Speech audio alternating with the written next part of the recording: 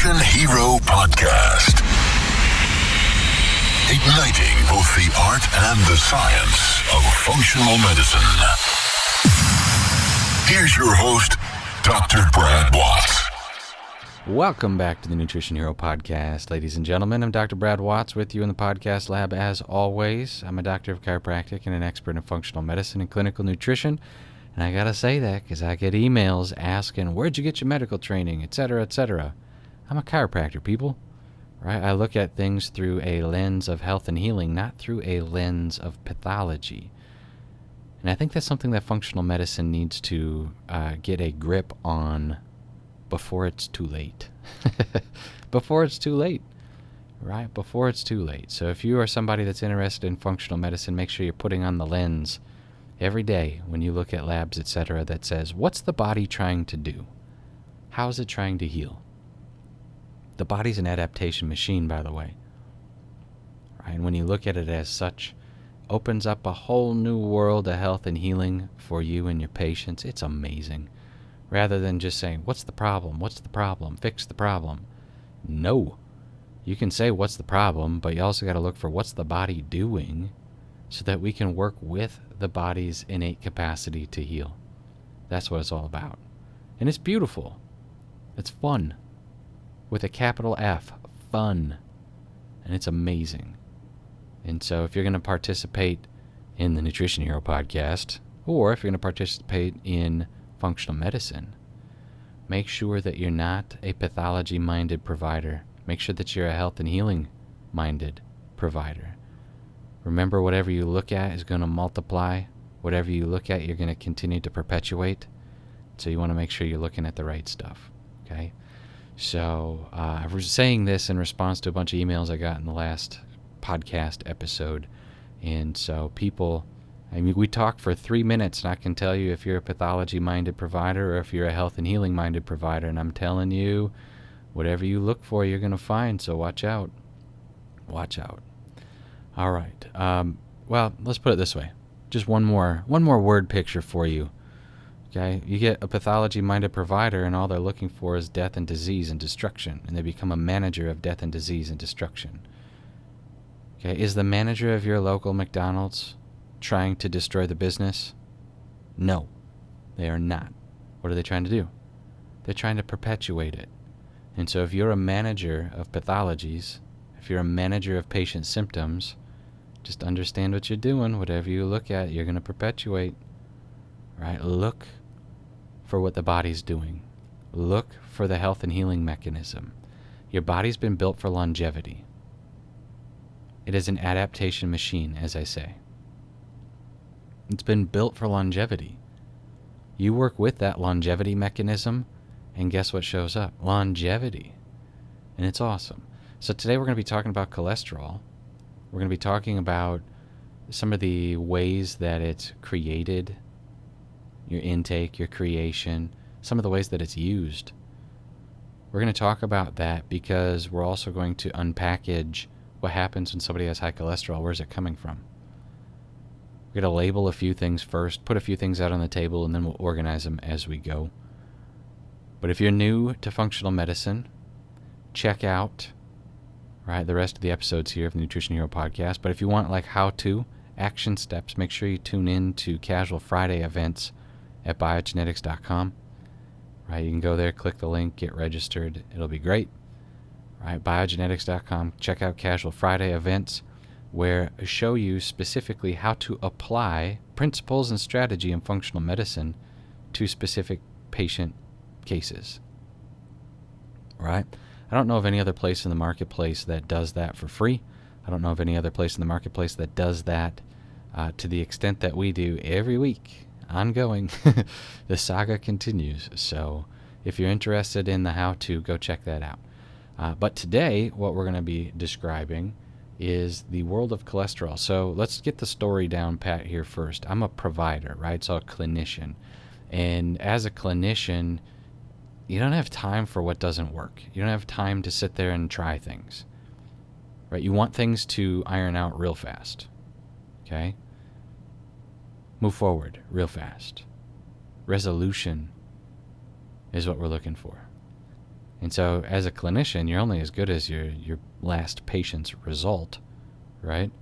And if you're like on a track record of losing patients or losing results, that's concerning, right? But even the best of them are going to lose patients and lose patient results. That's part of the issue with practice.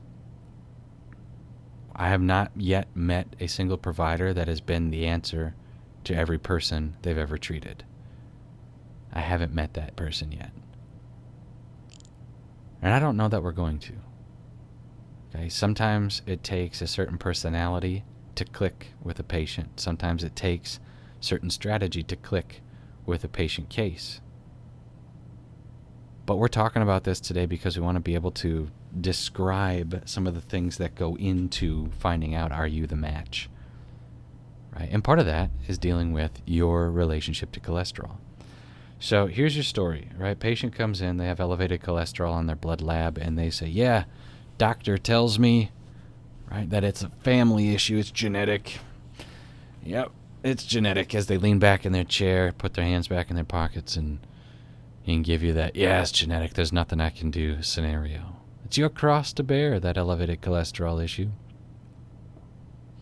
Turns out in medical literature that familial hypercholesterolemia, where you actually have a genetic issue that produces large amounts of LDL cholesterol, bad cholesterol, turns out that that's less than 7% of the population.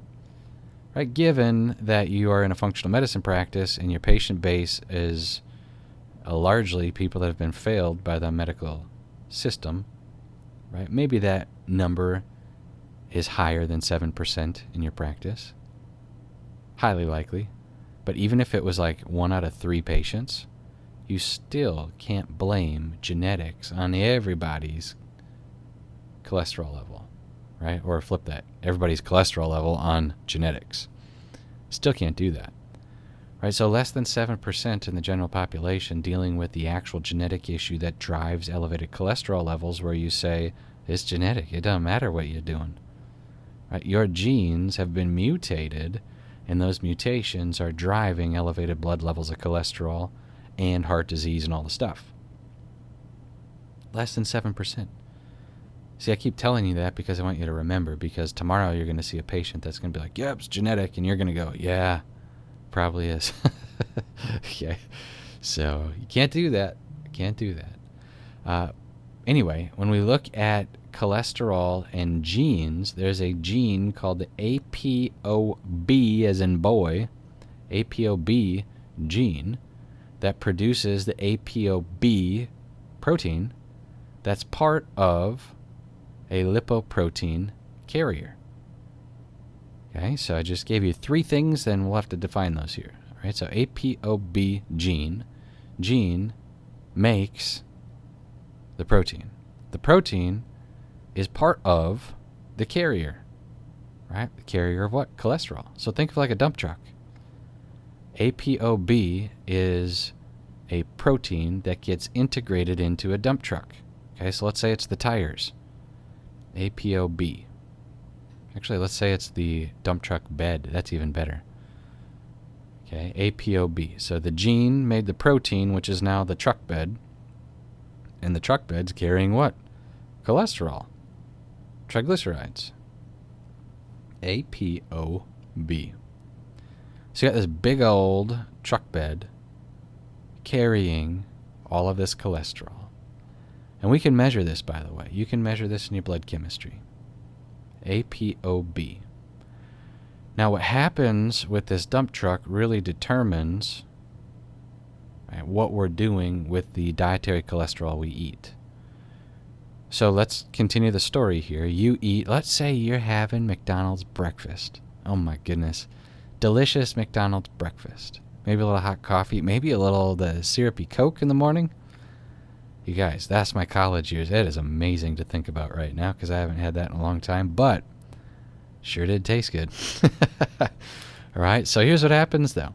You start eating food, your body in your gut, right? Food in your gut now starts turning these lipids, the fat content of your McDonald's greasy breakfast, into chylomicrons, these large puffy packages, right? Triglyceride-rich packages of basically triglycerides, so dietary fat, and they cross the gut barrier into the bloodstream. They're like large puffy clouds, okay? And those are traveling on a lipoprotein carrier, okay? So remember, the gene codes for the protein that's integrated into the carrier.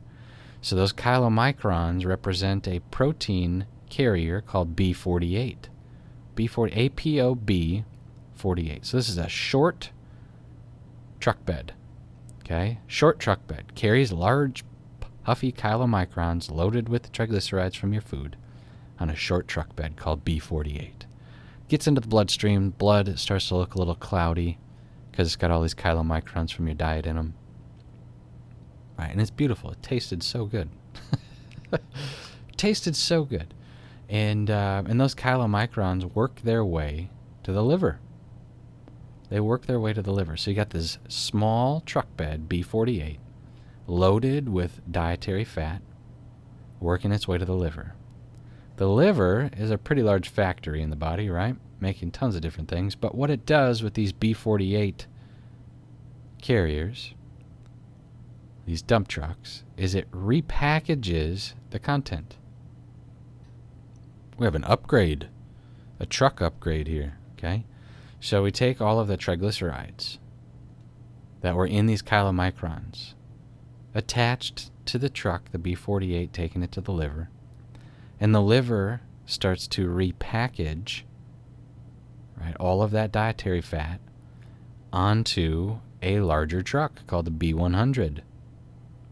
Not hard, 48 smaller than 100. You get it. So now we have a large carrier, APOB100, larger truck bed, larger amounts of cholesterol, right? And B100 gets repackaged in the liver to B100, to form triglyceride-rich VLDL. So you see this on your blood chemistry, very low density lipoproteins. VLDL, very triglyceride-rich, and cholesterol-rich LDL, low-density lipoprotein. So VLDL, very low density, think very puffy. LDL, less puffy, but still low density. Right? Makes sense. It makes sense. So you had food that was turned into chylomicrons in the gut, cross the gut barrier. Now you got a carrier protein taking them to the liver, small trucks taking them to the liver, put on bigger trucks loaded with triglycerides, VLDL, bigger trucks loaded with LDL, okay, cholesterol, heavy LDL. And here we are, these bigger trucks now in circulation. Okay, so this truck now, what does it have to do? Has to take its triglyceride or cholesterol-rich content, VLDL or LDL, bad cholesterols, and it's got to take them to the cells. For what? For cell membrane health. You got to repair the walls that are damaged. You got to make sex hormones, testosterone, estrogen, etc. Right, we got to make steroid hormones. We got to make, specifically, we have to make corticosteroid hormones. Help you deal with all those stressors in your life. Right? Your crazy boss, your crazy neighbor, your crazy kid. You get the idea. Your body uses cholesterol to make hormone, to repair membranes. Your body uses cholesterol to maintain neurologic health. You need cholesterol. You need it. The problem is that when the cholesterol abundance outweighs its usefulness, well, then it starts to get a lot of traffic backed up on the highway. We get plugged. That's what medicine gets animated about. But it's not enough to get animated about traffic being backed up on the highway. Right? If you have to commute for work and you're constantly sitting in an hour-long commute every day, and it takes you 6 miles to get to work, and it takes you an hour to get there, that's your own fault, man. You could walk, right? You could reroute yourself. It's not enough to just sit there and complain about the traffic, right? Do you see where I'm going with this? It's not enough to just sit there and complain about high cholesterol, to harp on patients you need to stop eating eggs. right? As if eggs are the driving force in the mechanism. You need to stop doing this. You need to stop doing that. You need to take all these medications that are going to suppress your cholesterol production. Okay? Like, that's the main issue. Remember, less than 7% of people have this genetic problem.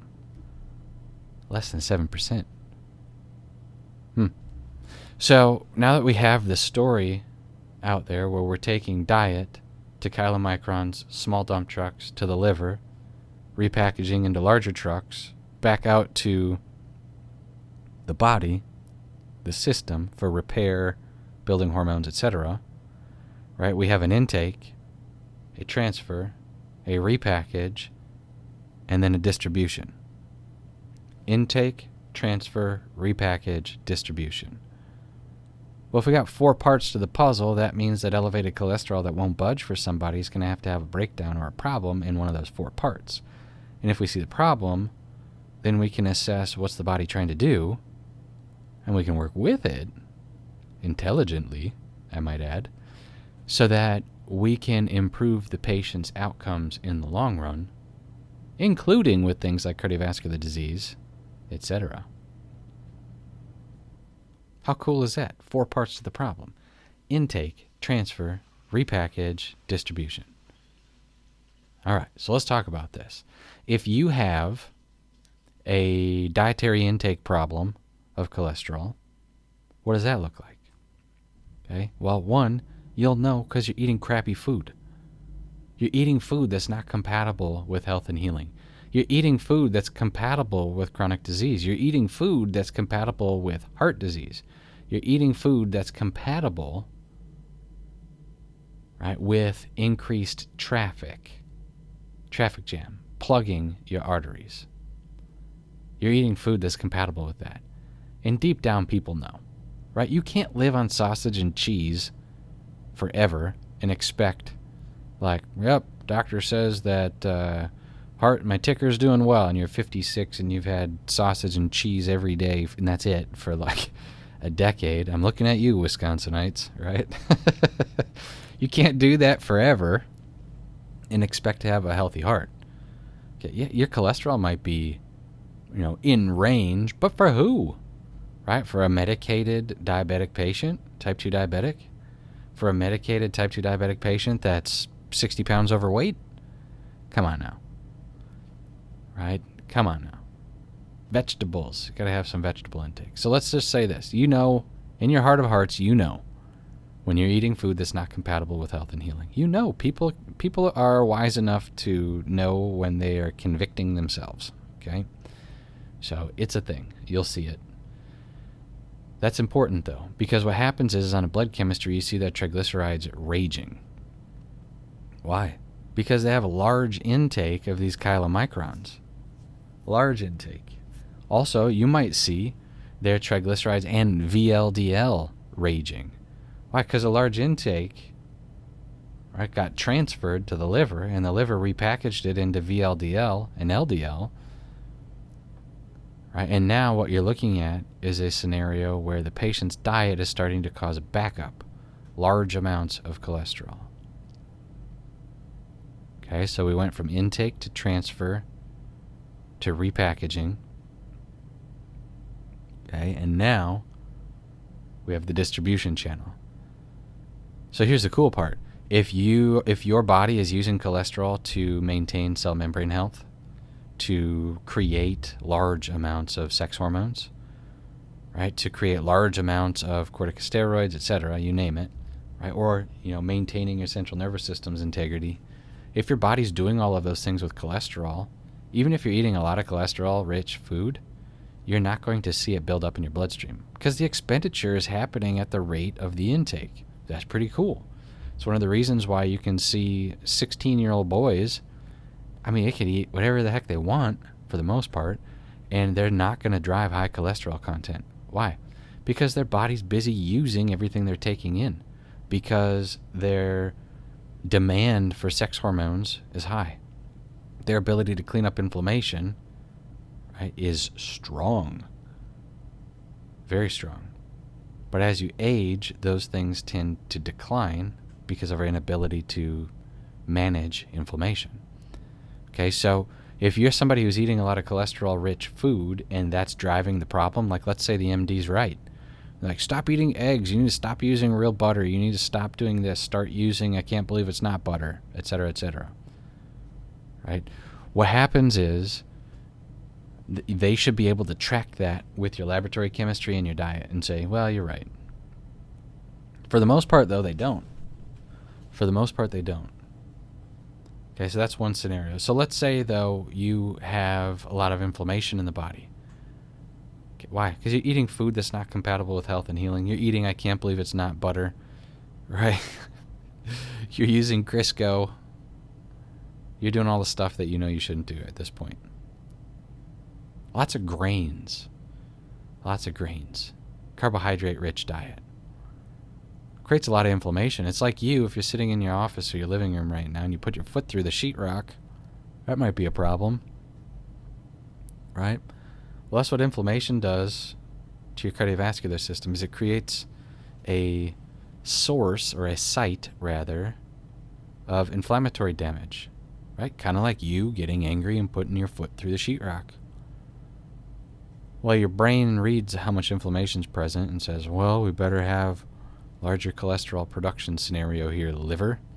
So the liver starts producing large amounts of cholesterol to go and what? Repair that damage. The same way you got to put new sheetrock and tape and sand it, mud it and sand it and paint it so it doesn't look ridiculous. You got to do that in your office.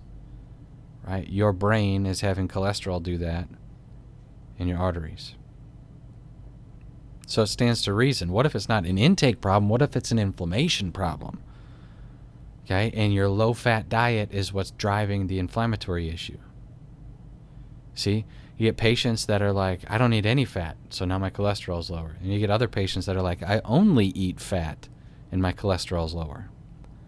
Okay, the problem is when you eat fat and carbohydrates, your body forms a super version of destruction, and we end up with tons of inflammation. So you can't mix necessarily. And if you're going to mix, it's got to be vegetables. It can't be like grain all the time, for crying out loud. It can't be grain.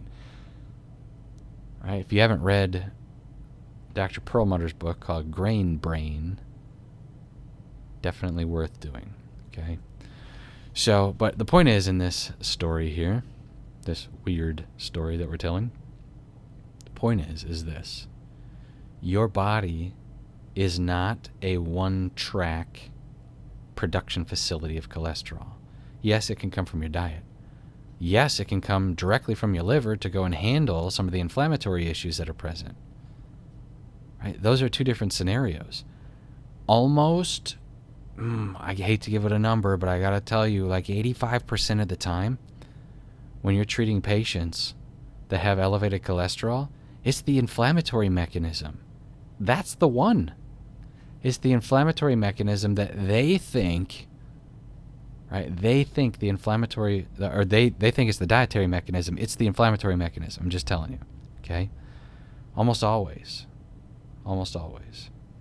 Because what happens when you put a patient on keto? Generally speaking, their cholesterol skyrockets for a short period of time. Their body begins to handle the inflammatory issues, the demand for cholesterol production, repackaging, decreases. Why? Because there's not so many holes in the wall, so to speak. The demand for that cholesterol decreases, and so the liver chills out, and we end up eating dietary fat to maintain our low levels of blood fat, which sounds insane. Sounds insane. But that's the reality. Right now, not everybody has that mechanism at play. But I'm telling you, the inflammatory mechanism is 85% of the battle for most of these patients with elevated cholesterol. So it's not always about controlling the dietary intake of fat. Yes, eat quality fat, don't eat Crisco. Okay? But the point is that there is that inflammatory mechanism that is at play. And unless you handle the inflammatory mechanism, I mean, you could eat whole grains, fruit, vegetables, etc. But if you're still eating food that your body's not compatible with, you're still going to have a problem. Right? And it's like, almost like the bane of my existence to share this with patients that can't get it. Okay? Like, they think that what's in their body is only there because of the intake. Because that's the story they've been told by the media, magazines, Instagram, right? That's the story. Their doctor. And that's not reality. Not by a long shot. Right? Now let's throw the genetic piece of the puzzle in here. Let's say you have a genetic mutation where you actually do have familial hypercholesterolemia, and there's over 100 of them, I believe, genetic mutations on this APOB gene. Now what happens is you still get the B48s that take chylomicrons and triglycerides to the liver. You still get the B100s that are the B48s repackaged to the B100s in the liver. Right? You still get those. But what you get is a lipoprotein carrier now, the truck, that will not dump out the contents of the truck bed. Won't do it. Right? They won't do it. The cholesterol in the cholesterol carrier, lipoprotein, never gets rid of its cholesterol cargo. Right? And so it's like, even if it does get rid of it, in some of these, it gets rid of it at like a 20% less rate, 80% less rate. Well, if you're constantly taking in cholesterol and repackaging cholesterol into these B100s, but you're never spending it, what happens? Well, constantly starting to pile up. This is that less than 7% of the population scenario. This is them. Right? And when you see this, what you're looking at are patients that have high cholesterol as teenagers, 20-year-olds, 30-year-olds. These patients don't typically live a long time without drastic intervention, right? Because their ability to unload cholesterol has been skewed. Not happening. Right? And that's not something that you want genetically. Not what you want. You want to be able to unload cholesterol so you can use it. Membrane health is important. Sex hormones and steroid hormones, this is important.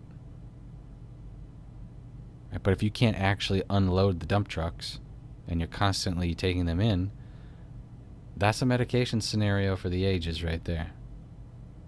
You're going to have to. These are people that have cardiovascular disease in their 30s and 40s. Not ideal. Okay? But again, that's less than 7% of the population. So your patient comes in and says, yep, doctor says it's familial. My dad's on cholesterol meds. My grandpa's on cholesterol meds. Good for them. Right? Unless the doctor actually looked at the APOB genetic issue and screened it for, right, the genetic mutation, I'm banging the drum that says you have inflammation. Let's handle the inflammation. Stop eating garbage fats. Start eating healthy fats. Handle the inflammation. Stop eating food that's driving inflammation. I'm like broken record with patients, right? Because they need a broken record to get it, usually. Stop eating food that's compatible with sickness and disease. All right, so here's the challenge. Eat fat, good fat. Avocado, for crying out loud. Avocado. Olive oil. Olives. Some nuts and seeds. Eat good fat. Right?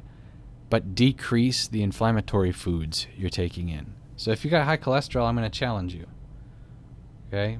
I'm not your doctor. This is not medical advice. This is a challenge. Think of me as like a personal trainer right now. Okay? This is a challenge. Can you do it? If you have high cholesterol, can you eat healthy dietary fat? Right? And salad. Right? When you eat salad, you're taking off the table a majority of the foods that are going to drive inflammation for you. You just got to eat enough of it.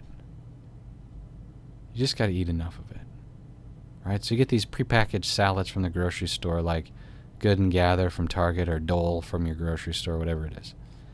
Right? Even if it's like dairy-based dressing, whatever. Right? Whatever. Make the salad. Just don't eat gluten if it's got croutons on it. Here's what I'm challenging you to do. One whole salad, like 400, 500 calories of salad, chopped salad. Put that, even like the barbecue ranch one, whatever, okay? Put it in a Tupperware, shake it all up, get it all covered in the dressing, etc. Take it down for lunch. You're going to be so full, you're not even going to believe it. Take another one down for dinner. Have nuts and seeds, avocado, some olives, olive oil, otherwise. Right? And let that be your pattern for a week, 2 weeks. Just check it out. See how you feel. How much inflammation's in your hands and feet, your hips? Do you still have headaches? Do you still feel puffy? Do you still feel that puffiness in your belly? Do you still feel that puffiness in your face? It ain't gonna happen, right? Because what you've done is you've removed the trigger for, honestly, 90% of the inflammatory issues in your body. The dietary trigger, you removed it. And you're filling your body with so many calories of quality food, including fat, that your body has moved into the mode where you're using fat for membrane health, sex hormone production, steroid hormone production. Your energy's going to go up. You're going to see it. Right? The key is can you avoid alcohol long enough to allow it to happen? The key is, can you avoid pizza long enough to make it happen? The key is, can you avoid the snacks other than the nuts and seeds, avocado, olives?